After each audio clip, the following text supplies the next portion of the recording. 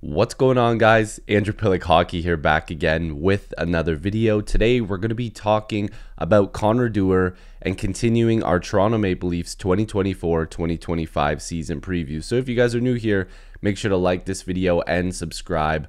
Join the squad. I'd love to have you guys here. We're talking about the Leafs all season, and if you're watching this video, there's a ton of player previews, and we're going to be doing one for every single player on the Toronto Maple Leafs this season. So please stick around, because this is quite difficult to do this for every single player, but I love it because I love my Maple Leafs. But we're talking about Connor Dewar, like I mentioned today. We're going to talk about some players, obviously, in these series that are not just firm in their place roster players. We got to talk about some of the guys that are either fighting for a spot or are potentially on the outside looking in. And Connor Dewar is an interesting one because he's slated to be a guy that makes this team. But I want to take you back to the beginning here a little bit, because the Maple Leafs acquired him from the Minnesota Wild for a 2026 fourth round draft pick and a prospect, Dmitry Ochenikov. Hopefully I'm not saying that incorrectly. Don't want to be disrespectful to his name. But the Maple Leafs did make this trade, and a lot of people were a little bit confused. And when they looked at his numbers, they were seeing a guy that was still in the age range of where the Maple Leafs are trying to acquire players in that 25 to 30-year-old range, to try to keep them a little bit in the window of, like, we've got some younger talent and some guys that can fill out roster spots, even, you know, from the 28 to 33 range as well. But you want to keep the roster as young as possible. And when you look at his numbers, he actually was pretty good for Minnesota last year. He had 10 goals, which is really good depth, about 11 minutes of ice time per game. And then when he came to the Leafs, he had 5 points in 17 games. He played a little bit more than he did in Minnesota. But the thing about Dewar is that he's actually a guy that can play on your third and fourth line, more likely to be on the fourth line, that has some speed to his game, but he's defensively sound. And that's something that I think a lot of people weren't realizing when they acquired him, because they initially, like I said, looked at these goal totals and said, okay, he's a depth guy that can pot 6 to 10 goals. He's another version of David Kampf. He's a penalty killer. But, I think he has like 4 shorthanded goals in the last couple seasons. Like, he knows how to score shorthanded, but he does a little bit of everything. And that's why I believe the Maple Leafs were comfortable in acquiring a guy like Connor Dewar, because they knew, okay, this guy can be a complementary piece to our bottom six. And that's something that I have to bring up in this video, is that the Maple Leafs really need him to be a guy that complements the bottom six. And I'm looking over at my screen here because I'm looking at this cap hit, and it's $1.18 million for 1 year. They're taking a bet on him, and he's taking a bet on himself in the process, and that could be really good.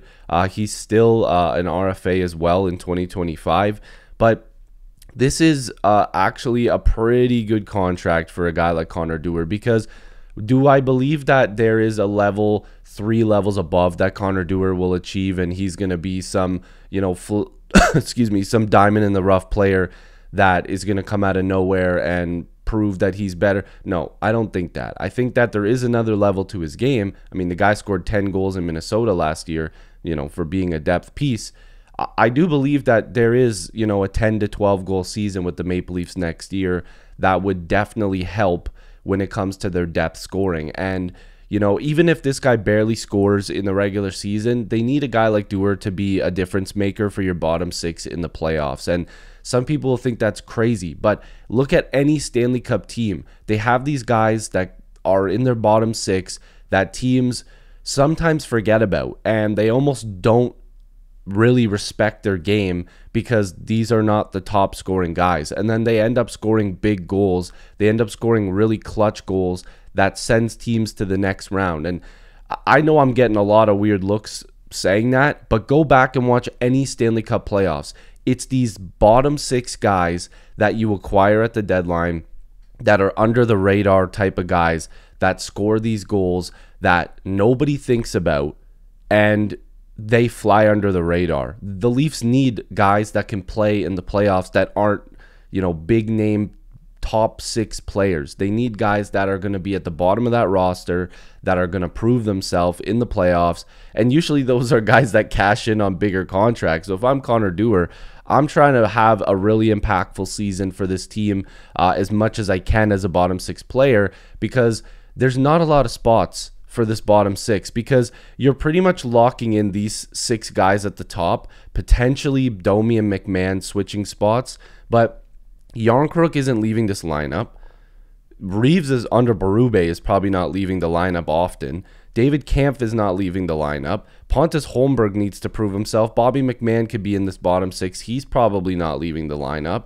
So Connor Dewar is fighting for spots against guys like Fraser Minton, Easton Cowan, a potential Nick Robertson if the guy sticks around. But he's got a spot, according to Daily Faceoff, currently. But again, if a guy like Nick Robertson signs, where does Connor Dewar fit in? Does Robertson swap with Holmberg? I would probably think so. But then again, you've got guys, like I said, fighting for a roster spot like Easton Cowan. So what it dials up to is that we need to see a little bit more from Dewar, and I think that he did show a little bit of that. I do like the way that he plays. I don't think that this is a guy that's gonna go out there and you're gonna be like, oh man, this guy sucks.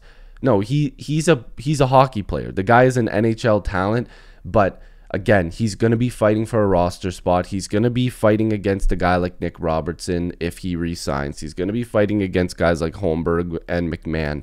And, you know, I do happen to like that fourth line with Kampf and Dewar.